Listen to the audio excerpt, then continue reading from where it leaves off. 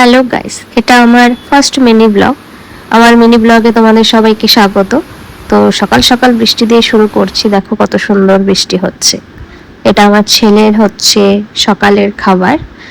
একই দিন change change করে দিতে হয়, না হলে এদের আবার রুচিসম্মত হয় না। যাই হোক, সকাল সকাল রান্না করছি।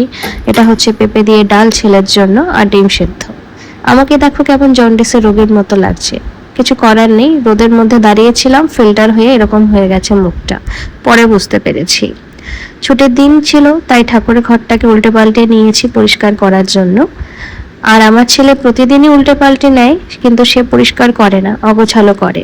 যাই হোক, বাসনপত্র ধুয়ে নেব, এবং ভাবলাম এটা প্রচুর নোংরা হয়েছে এই র্যাকটা, তাই সেটা ধুয়ে নিচ্ছি। আমি কিন্তু ধুচ্ছি, তোমরা আবার কিছু মনে করো না যে অন্য কেউ ধুয়ে দিচ্ছে, কারণ আমি পুরো কেটে গেছি ভিডিওতে। ভিডিওটা ল্যান্ডস্কেপে ছিল, যখন আমি এরকম পোর্ট্রেট করেছি এরকম স্নান আমি আগেই করে নিয়েছি। স্নান করে তারপর আমি বাসনপত্রগুলো ধুয়ে নিচ্ছি। এবার চলে যাব গাছে ফুল তোলার জন্য। এটা কিন্তু আমাদের গাছ নয়, ভাড়ার বাড়ির মালিকের গাছ, তাই ভেবো না আবার এগুলো সমস্ত কিন্তু আমাদের। আমরা ভাড়া বাড়িতে থাকি, একটাই রুমের মধ্যে। আর এই দেখো, রাস্তার সামনে প্রচুর কচু গাছ দেখতে পাচ্ছ, পুরো কচু বন যাকে বলে। দেখে মনে হচ্ছে কচু শাক খেয়ে নি। অনেকগুলো জামা কাপড় কেচেছি, সমস্ত হয়ে গেছে। এবার করব হচ্ছে পুজো। পুজোটাও করে শান্তি নেই গো, ছেলেটা এত দুষ্টু।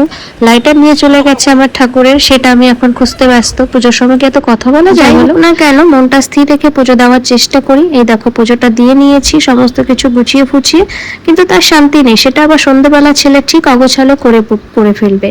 যেমন কথা সেরকম কাজ। এই দেখো, নিয়ে চলে এসছে থালা।